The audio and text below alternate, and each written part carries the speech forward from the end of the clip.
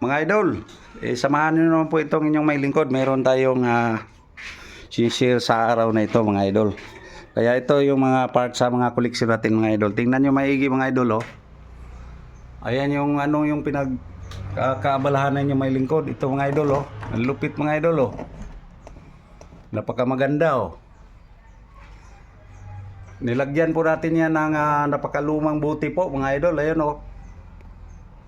Ayan oh. Parang kurti ng makalumang barko mga idol. Ayan oh, barko na disagwan. Nabuti po. Tapos andyan yung mga koleksyon natin sa mga fishing elements po mga idol oh. Ayan oh. Sa may kasama pa rin pong napakalumang seahorse po yan. Oh, doon po natin yan nahuli sa napakalumang bahay ng mangingisda.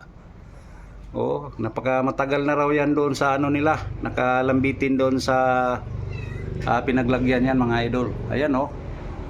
Yung mga fishing elements na yan mga idol oh. Meron pang napakalupit mga idol oh. Parang isda talaga oh. Oh. Kaya sino ba namang hindi mapawaw dyan mga idol oh. Ayan, na-frame natin, napakamaganda pala. Tingnan mga idol oh. Ayan oh. Oh. So, dito tayo, lipat tayo sa kabila mga idol. Ito rin po mga idol oh, tingnan nyo. Pagpasensyahan nyo na, medyo punong-puno ng likabok po ito mga idol. Kasi gawa ng napakamarami na rin po talaga natin ng mga koleksyon ay hindi na masyadong nalilinisan yung iba mga idol. Mga katulad po nito mga idol oh. So, napakalupit itong koleksyon ng mga idol oh. Tingnan niyo itong isda mga idol oh. Para buhay na buhay pa mga idol.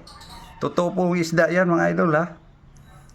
Pero idinikit natin dyan sa koleksyon po natin sa mga fishing elements po mga idol oh.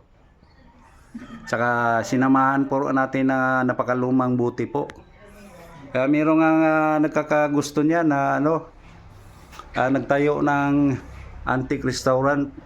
Balak niya raw itong bilhin kaso tinanggihan po natin. Gawa nung napakamaganda nito mga idol sa natin, sa pang-display po natin. Kaya hindi kami nagkasundo doon sa balak itong bilhin mga idol. So ito pa yung isa mga idol oh. Share ko rin po sa inyo ito. Ito napakalupit din mga idol oh.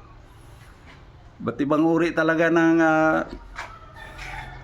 disenyo mga idol. Ito talagang may nakapangalan na po. Kayo na pong bahala yan po sa natin yan, sa bibutin. Kaya ito mga idol oh, napakalupit din yung isda mga idol. Tingnan natin ha. Tawag po niyan dito sa amin ay lapu-lapu po mga idol. Ayan oh. Sa kasama pa rin po yung mga fishing elements natin mga idol oh. Napakaluma po niyan. Doon po natin yan nahuli sa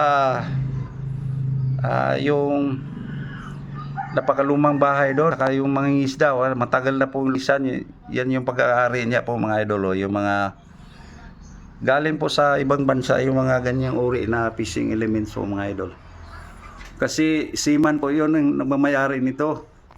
Kasi habang pumapalaot sila yung sa barko ni idol, kapag wala silang libangan, ayun nag-ano sila, nanguhuli po ng mga isda. Kaya yun yung mga gamit na nadala niya rito po sa sa kanyang pamamahay po mga idol. Napunta naman po sa inyong may lingkod. So laking tuwa naman po natin, ginawa po natin na koleksyon. Ayan oh, napakamaganda pala mga idol oh.